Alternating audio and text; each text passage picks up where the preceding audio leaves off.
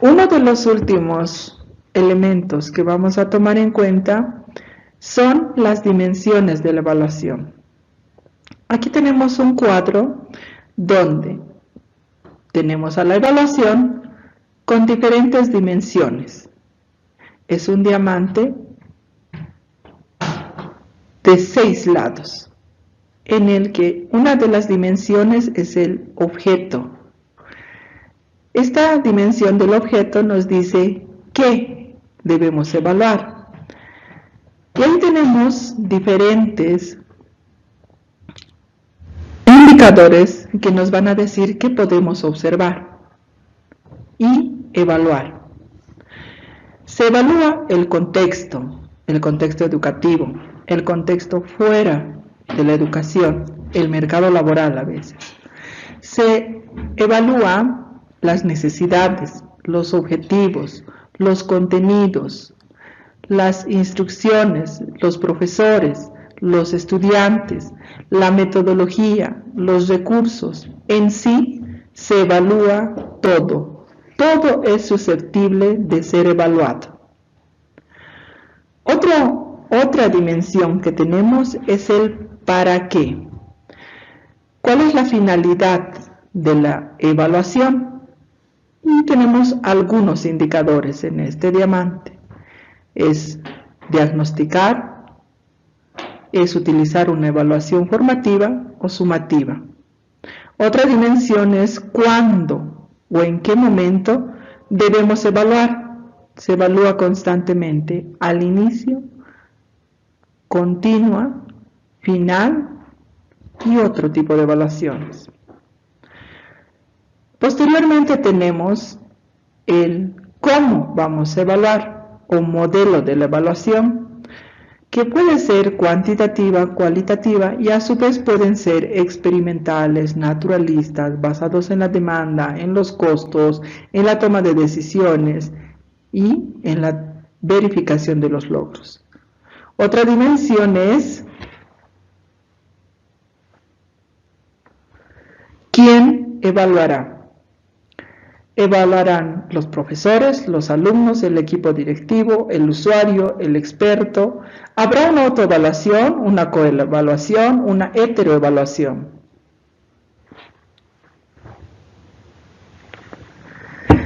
Todo esto está enmarcado en un contexto referente, coherencia con las directrices de la política de formación. La evaluación también debe considerar la adecuación a las necesidades formativas del contexto inmediato y la adecuación a determinados principios psicopedagógicos de la institución y la adecuación a las necesidades y expectativas e intereses de la población.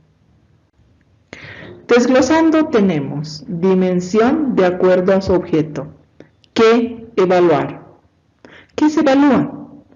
Se evalúan programas del proceso enseñanza-aprendizaje.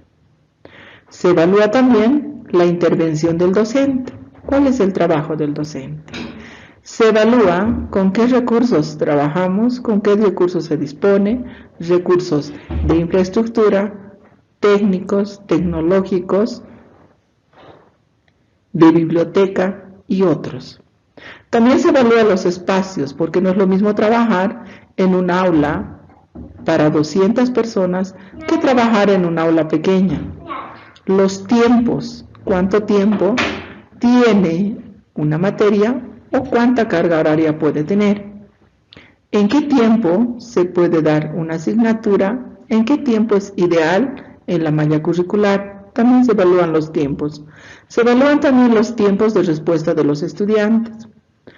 Por supuesto que se evalúan a los estudiantes, pero ya no son solamente ellos los sujetos de la evaluación, sino que son un elemento más a evaluar. Se evalúa nivel de conocimientos, se evalúan las habilidades que han logrado adquirir y se evalúan las actitudes profesionales que estos pueden tener.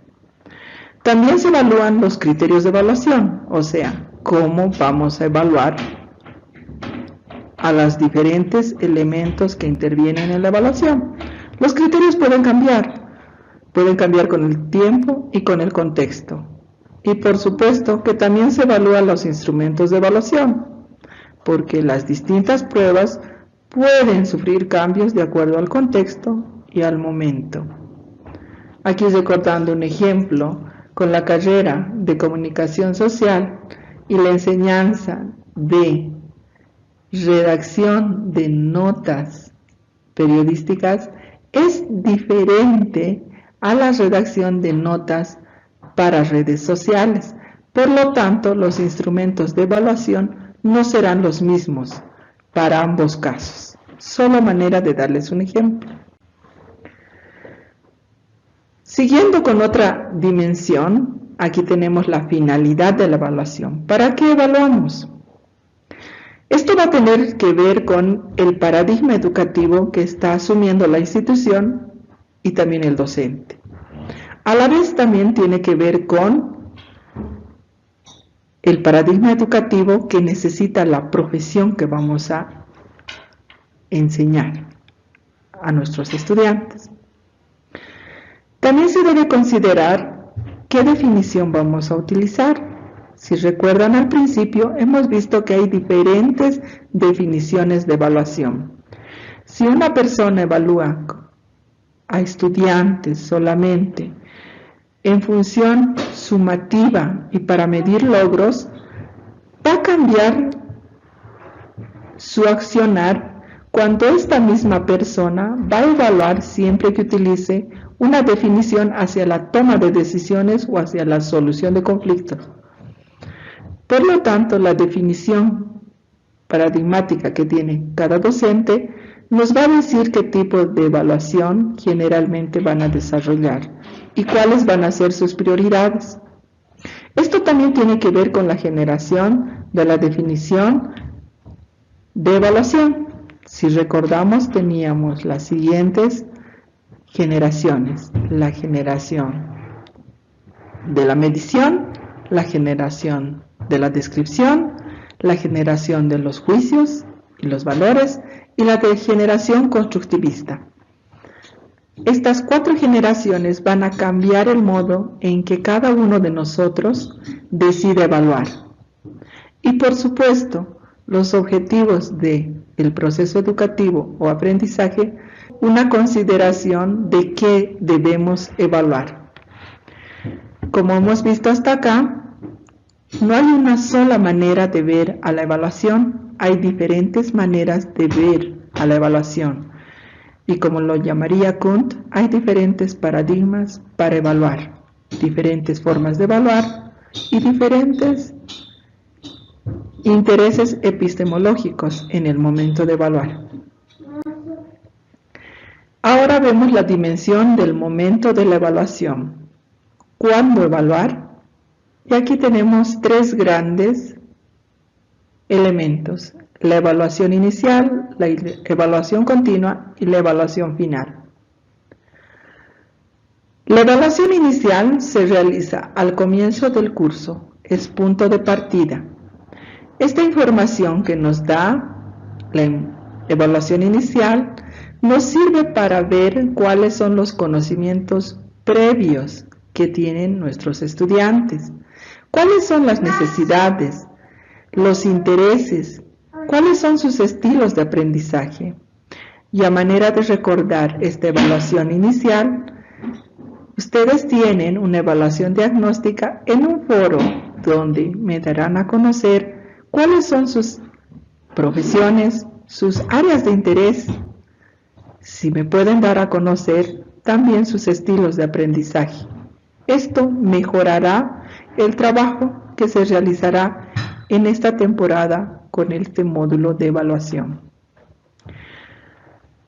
Otro momento de cuándo evaluar es la evaluación continua, también conocida por muchos como formativa. Esta evaluación se realiza constantemente. Nos permite que detectemos las dificultades en los procesos de enseñanza y aprendizaje.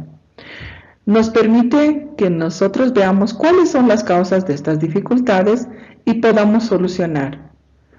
Los docentes constantemente utilizamos la evaluación continua en cada tema, en cada subtema, para lograr conseguir un resultado eficiente. Y tenemos por último la evaluación final. Permite conocer el grado de aprendizaje adquirido en todo ese proceso de enseñanza y aprendizaje. Es el punto de partida para un nuevo aprendizaje, porque el ser humano nunca termina de aprender y tras la consecución de adquisición de conocimientos partimos hacia otra vuelta a empezar el nuevo proceso de aprendizaje. En cuanto a la dimensión